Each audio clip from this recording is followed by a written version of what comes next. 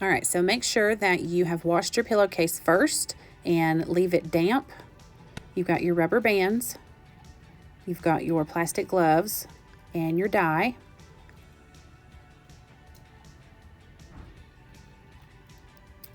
So one technique is to pinch the middle and to twist either to the left or the right.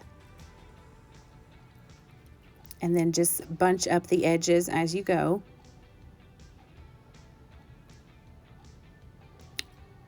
And after that, you'll start putting the rubber bands on it. And you can overlap the rubber bands, crisscross them.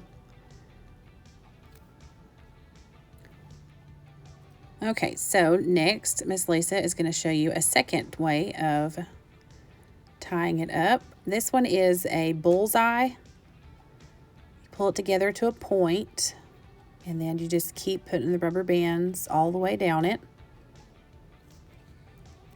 And you can really do this any which way you want. She split the tail end of the pillowcase, and now she's going to do those separately.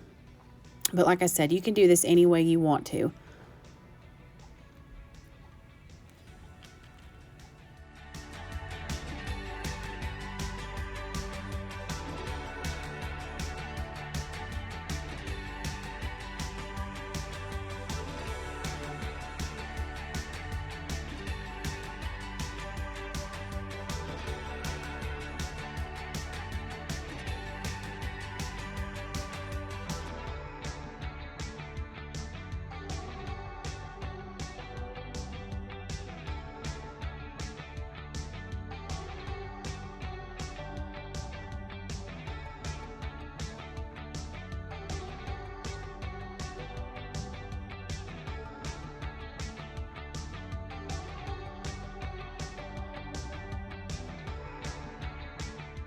So here is just a close-up picture of the different ways that we tied them up.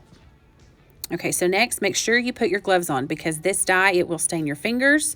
Make sure that you have something covering the surface that you're working on because it will stain the surface. You don't want to make your parents mad. Okay, so we are going to use a purple dye, and there is no wrong or right way to do this really. Just do it however you feel. You can add as much dye as you want or as little as you want. If you really want the color to show up a lot on your pillowcase, you can stick the nozzle down in the folds of the pillowcase to really cover it and get it to soak it in.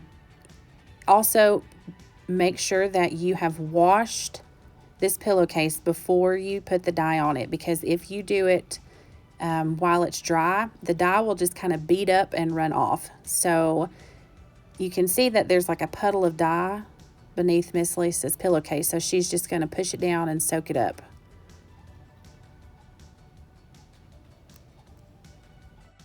Okay, next step, while you still have your gloves on, place your tie-dye pillowcase into a plastic bag. We doubled the plastic bag, and just wrap it up and set it aside. Make sure you clean your mess up. And now you're going to wait 6 to 8 hours for the best tie-dye results. All right, so after letting it sit for 6 to 8 hours, you're going to put your gloves back on and rinse it out in the sink. And you are going to try to squeeze out as much of the excess dye as you can. And then once you have squeezed it all out as much as you can, just hang it up somewhere to air dry.